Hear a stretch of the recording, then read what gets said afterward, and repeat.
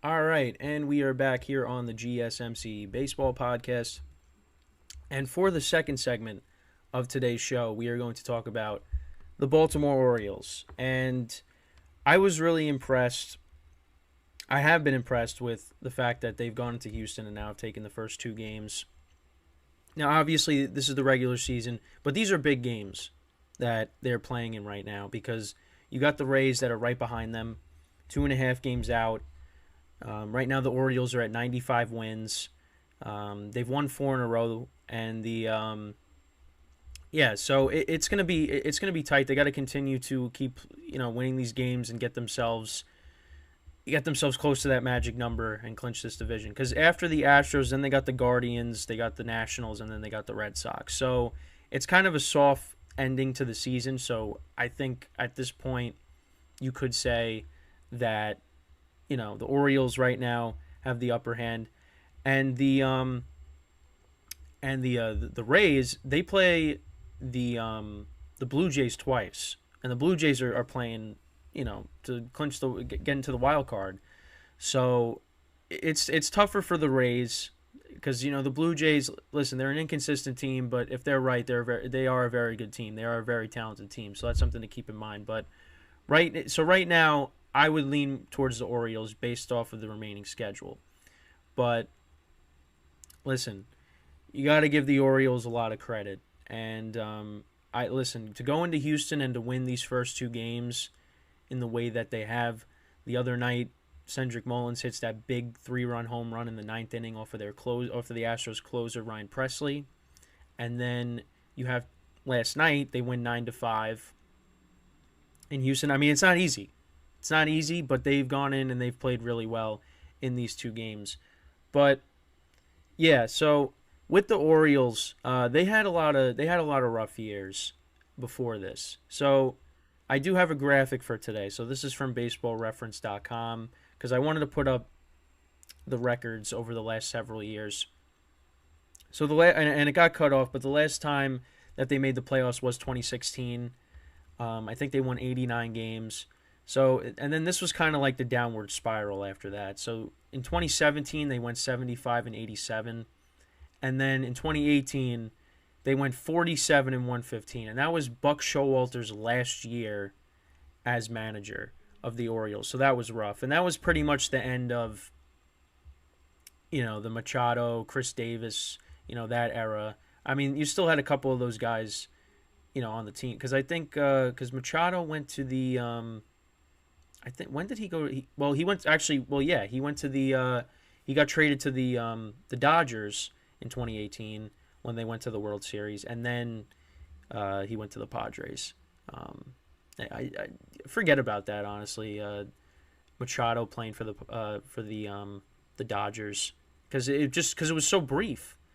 But yeah, then in 2019 they went 54 and 108. Then the COVID season 25 and 35. 2021 52 and 110. And then last year is when they started to turn it around. They played better baseball in the second half. They got themselves to over 500. They were kind of for a little bit in the mix for the one of the wild card spots, but they fell short. And then this year, I mean, obviously the records changed, but I mean, what a difference, that a few years makes.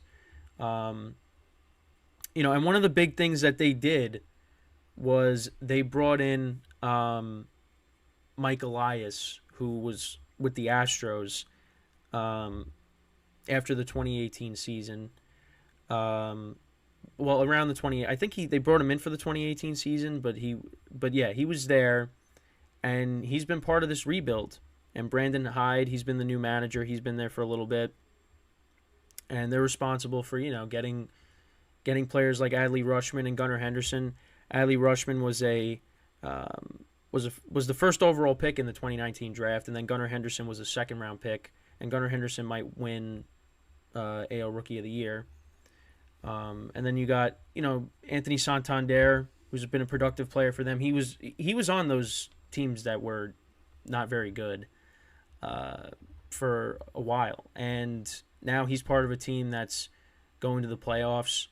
And so really a credit to the front office and the manager putting this team together. And then obviously you have the bullpen with Cano back there, and then Batista, who hopefully is coming back for the playoffs.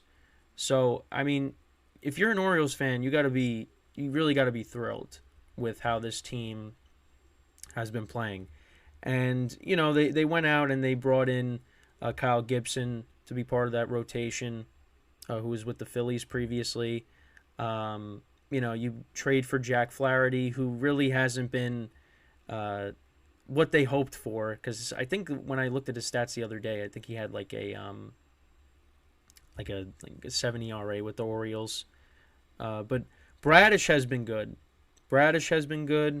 Yeah, Kyle Gibson right now. I mean, Kyle Gibson's won a lot of games, 14-9, but he's got a 5 ERA. But yeah, last year with the Phillies, he had a 5 ERA too. He was 10-8.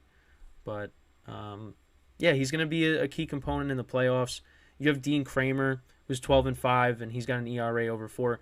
So the starting pitching, like, they've won a lot of games because the offense you got to look at the lineup for the Orioles. I mean, the Orioles score a lot of runs, and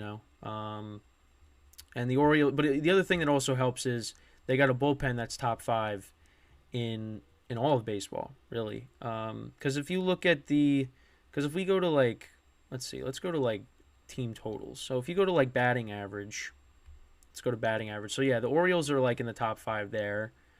They are, well, in home runs. They're, where are they in home runs? Well, they're middle of the pack. They got 180. But OPS, they're top 10. But yeah, they are a very good team. They're top 10 in RBIs. Yeah, they're a good hitting team. It's just the pitching. The pitching is a little bit of an issue for me. But you know what, the lineup still is solid, and the rotation is the thing that worries me. That's what worries me at this particular moment. Now, that's not to say that in the playoffs things can change. I mean, you also have Mike Bowman as well. He's 10-1 with a 3.82 ERA. So he's been good for them. He's been solid. So yeah, I mean, they got guys in their rotation and in their bullpen.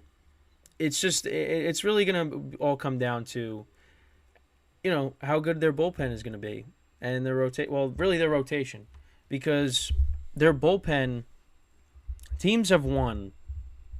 The teams that have won have really good bullpens. Like, most notably, you go back to the Royals.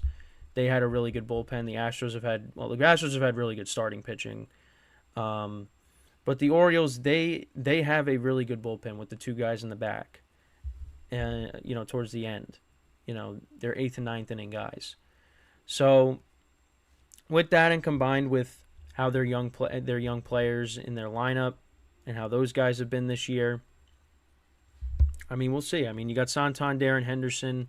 They both have 27 home runs. Adley Rutschman's got 19. Mountcastle has 18. Hayes has 16. Cedric Mullins has 15. Yeah, I mean, listen, the lineup's solid up and down. They got a nice balanced lineup, which is something that I wish, the team that I root for, I wish they had a lineup like that, but that's not the case.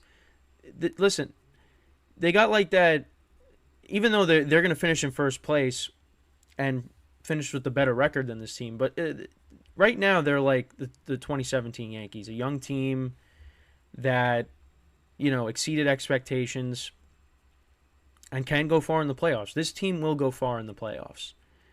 I got to see now if these two teams, between them and the Astros, if they match up in the playoffs, how is that going to be?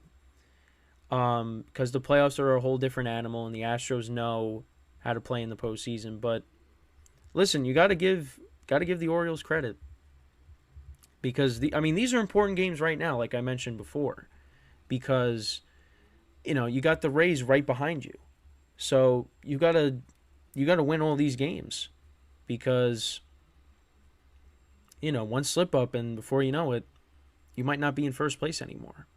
So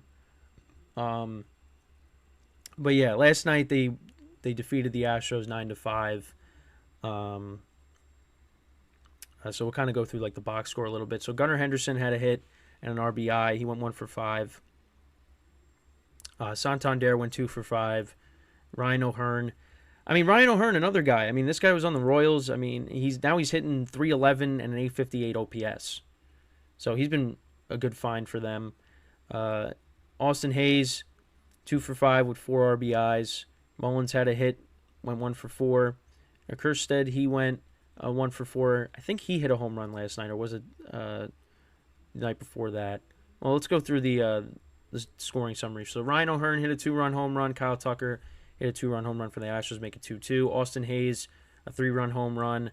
Bregman had a home run. James McCann, an RBI single. Gunnar Henderson, an RBI single. Yainer Diaz, he hit a home run. Austin Hayes hit another home run. Yeah, Kerstead hit his second home run.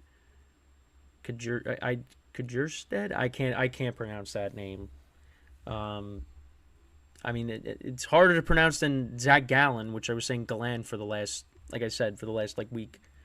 So, but yeah, a lot of power from the Orioles last night. Hayes had 2 home runs, like I said. But yeah, this lineup is, you look up and down the lineup. The OPS is, the bottom of the lineup, Mateo and McCann, they got OPSs below 700.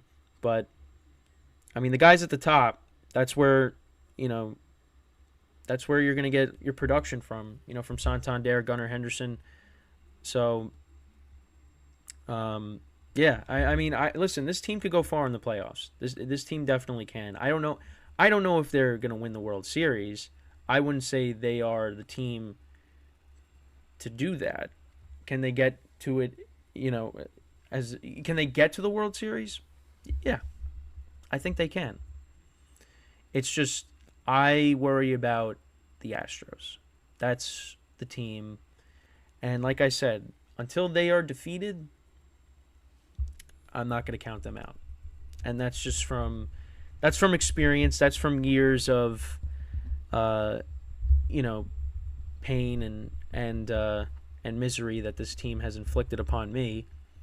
Whether it's ruining my first playoff experience in person, preventing my team from going to the World Series countless times, and it's